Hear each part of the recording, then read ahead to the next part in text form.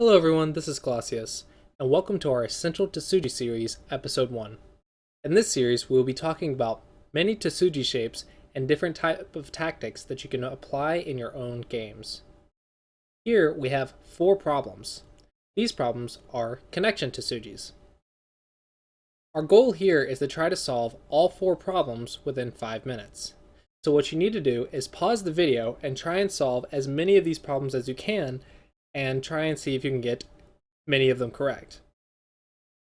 Now, many of you may not be able to solve all 4 problems perfectly within 5 minutes. That's perfectly fine. Our goal here is to do our best and see how many we can solve and how accurately we can solve them within 5 minutes. In the next video, you will try to improve your record, and so on and so forth. Alright, go ahead and pause the video now and try and see how many of these you can solve. Were you able to solve them? Let's go ahead and look and solve them ourselves. So let's start with A. Here you can see this black stone is all by itself. Our goal here is to actually connect the black stone with the A group. If we just cut right here though, our opponent's smart because our opponent's not going to connect here and let you kill him. This isn't good enough. Our opponent will play this move. And now black can capture and white descends, and you can see this black stone get cut off. So this is not good enough. Here, black can cut. If white connects, it looks like black connects, because if white goes here, black can go here. However, white has this move. It's important to note, when you're trying to find Tesujis or trying to see variations, you should also look for your opponent's Tesujis and your opponent's responses, and not just basic responses, but advanced responses as well, because your opponent will try to find a Tesuji to cut you as well. So here, if we play this move, and try to connect under with black like this, you can see white can play here and start a ko. This ko is not good enough, because we have a basic connection shape that works even better. Our Tesuji is this move. This move is a really great move for connecting. It threatens both cuts, and it works with this stone, so white can't cut it off. If white goes here, black will play here. And as you can see, black is connected because this stone has nowhere to go. And if white goes here, black can cut this. And these 3 stones are dead, so black is connected. This is a very, very great connection Tesuji that's used in many cases and has been seen even in professional games. It may not come up every game. In fact, it may only come up once every 20 or 30 games. It may even come up even rarer than that. However, this is a possible move that can happen on your game. It may not look exactly like this, but still, it's a good shape to know. This type of double peep move is really great for sometime in-game moves, connection moves, and other types of moves as well. So try and keep an idea of this double peep and keep it in your head for future situations. Let's move along to B. How can we connect B to these 2 stones? It should be noted that there is actually a wall here. These stones are actually within this problem, not within this problem. Regardless, our goal here is to connect the B stones with these 2 stones. So if we try and play a basic move like this, white has an Atari, and then cut. Black takes, cut. So you can see it's actually not so easy to connect here. If we just try a jump, white will jump.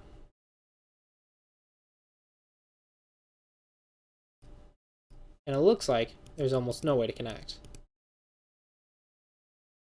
We go here, white will play here. However, we have a very neat Tesuji here. This is the knight's move Tesuji, where we go here. This type of sliding move is really great for connecting here. If white descends here, then black nobody's here. This not only protects these 2 stones from getting cut here, but actually, white has no way to cut this off here, because black can go here.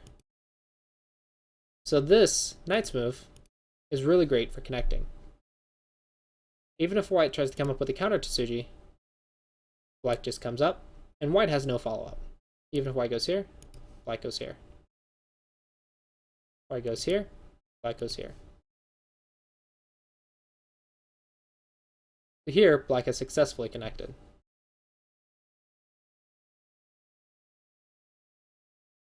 Let's look at C. How can we connect? This one is actually the monkey jump connection. The monkey jump connection Tesuji is just like the in-game monkey jump Tesuji that's seen in the end of the game. Many players may know the monkey jump shape. If you don't, it's actually from a second line stone to do a large knight's move into the opponent's territory to reduce. In this case, it's actually our connection Tesuji.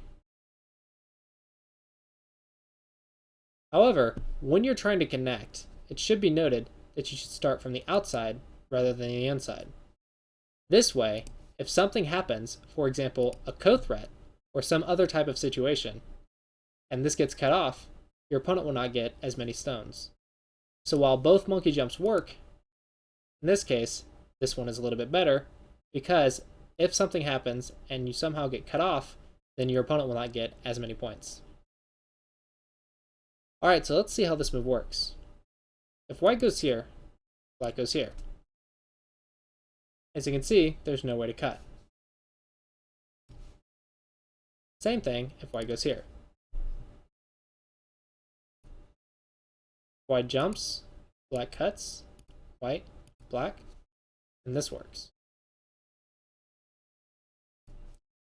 And if white plays here, black, white, black, and black is connected. Some of you may have found this move, but actually this move doesn't quite work. Can you find white's counter Tesuji?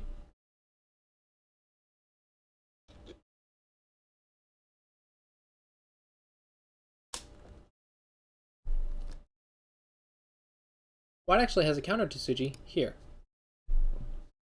If black Ataris, then white will Atari here. And you can see that black has been able to get cut off. Or white can go here. So white cuts black, and you see black on the inside is now dead.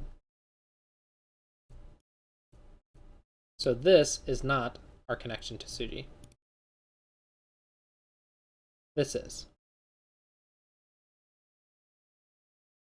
Alright, now let's look at D. D might be a little difficult for many people, because it's a difficult shape to see. However, we're going to take advantage of the lack of liberties on these two white stones in order to save these two black stones. Our goal here is to connect these two black stones to these outside 4 black stones. Alright, so let's see what we can do. If we just try to cut, we immediately die, so this can't be our move. So maybe taking advantage of the lack of liberties is by playing the Hane at the head of 2. However, this isn't good enough. Our opponent can simply play this move. We play here.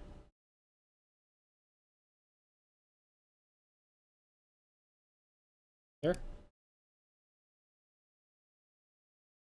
Oh, I may have made a mistake. My apologies, everyone.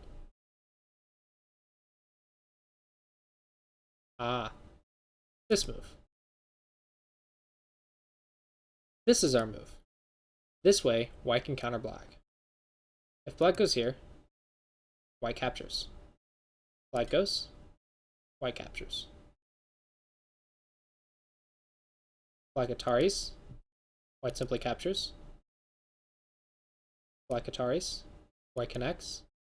You can see black is dead on the inside. So this move doesn't work because white can play here. Well, our opponent blocked here, so our opponent's vital point might be our vital point. So let's try playing this one. This one is a very, very good move. Because if white blocks, then now black can cut. Because if white goes here, black can actually capture. So, black has 2 liberties that white cannot take, and white has 2 liberties. Therefore, white will lose this capturing race, because white has to go here, and then black can go here, white, and then black. As you can see, white is dead on the inside, and black is connected and happy all around. So this is our Tesuji. White plays here, black connects. This is a really great Tesuji because it threatens the cut while also gaining us a liberty. Remember, we wanted to cut directly like this, however our opponent could take our liberties. So this move is actually threatening to gain a liberty as well as threatening to cut. And connect. Now white cannot play here.